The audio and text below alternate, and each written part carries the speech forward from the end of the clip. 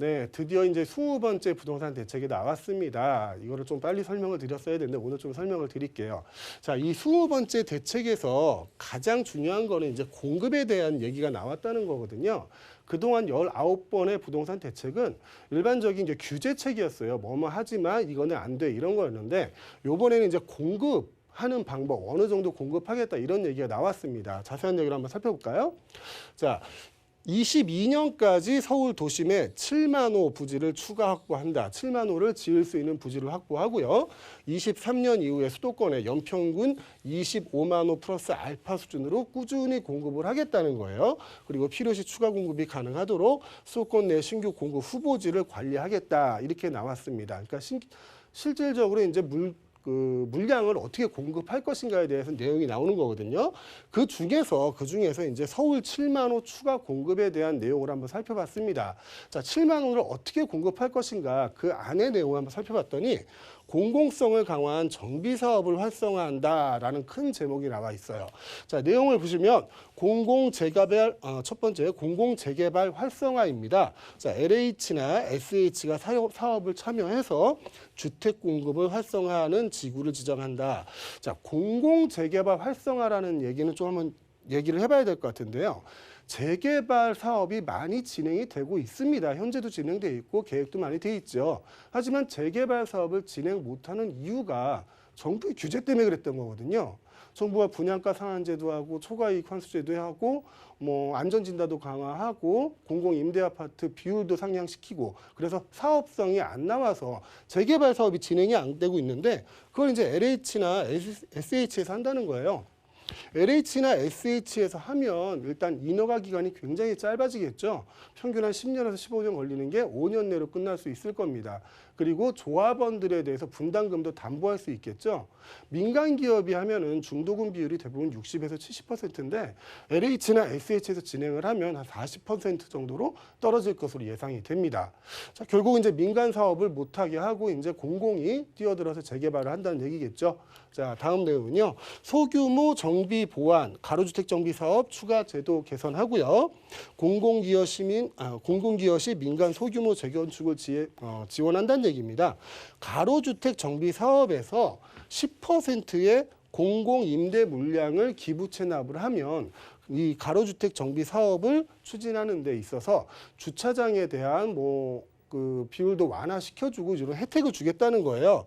그러니까 결국은 이제 원래 가로주택 정비 사업이 진행이 못했던 거는 사업성 때문에 그런데 그 사업성을 확보해 주겠다는 거죠. 이 10%에 대한 공공임대 아파트를 제공을 하면 그리고 민간 재건축 지원을 한다는 건데 이것 또한 이제 7층에서 지금 7층까지거든요. 그러니까 15층 규모로 올릴 수 있게끔 정비 사업을 할 수 있게 해준다라는 내용이고요.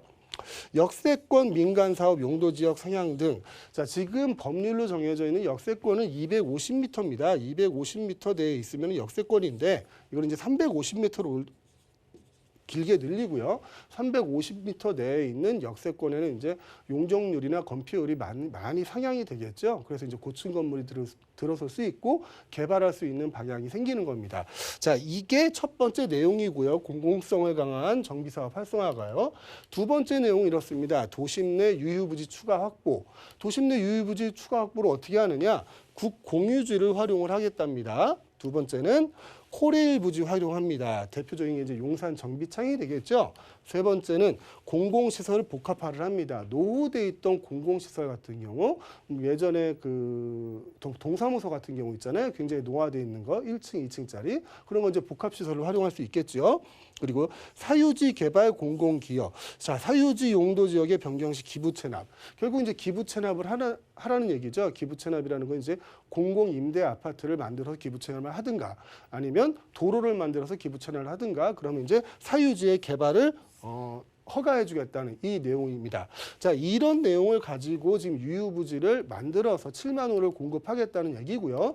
그 7만 호에 대한 내용 중에 서울 도심 18곳에 15,000호를 부지를 확보하겠다는 내용이 지금 핵심으로 나와 있습니다. 이 내용은 어떤 거냐면 대표적인 게 이제 용산 정비창이죠. 그쪽에 8,000호를 공급하는데 벌써 이제 용산 같은 경우는 이제 토지거래 허가구역으로 지정이 돼 있죠. 투기 내용 때문에.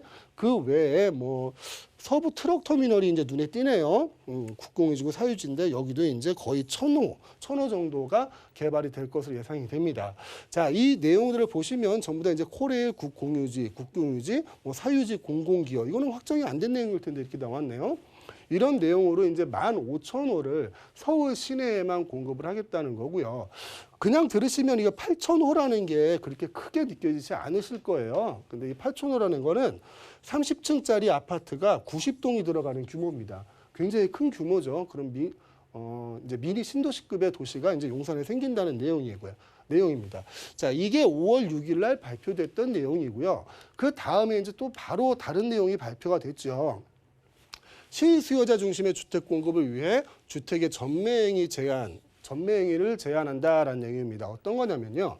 기존에는 투기과열 지구 내에는 소유권 이전 등기일까지 분양권 전매를 못했어요. 하지만 수도권이나 지방광역시 같은 경우는 6개월이 넘어가면 분양권 전매를 할 수 있었습니다. 하지만 앞으로라는 게 8월부터죠.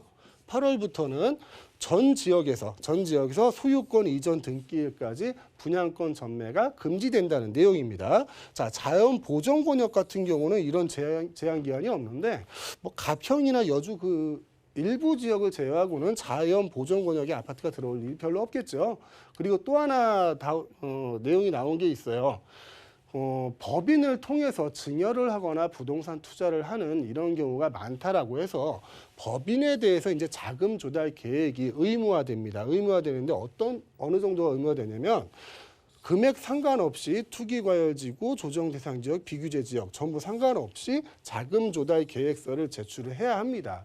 그동안 이제 법인을 통해서 이제 그 부동산들을 많이 취득을 하고 세제 혜택도 받고 대출도 많이 받고 이런 경우가 있었는데 그런 경우를 이제 차단하겠다는 내용으로 보여집니다. 자, 이게 5월 6일하고 5월 9일까지 나왔던 이 내용들인데 좀 개략적으로 말씀드렸고요. 좀 더 자세한 내용은 세미나 오시면 제가 자세히 한번 설명드리겠습니다. 이상입니다.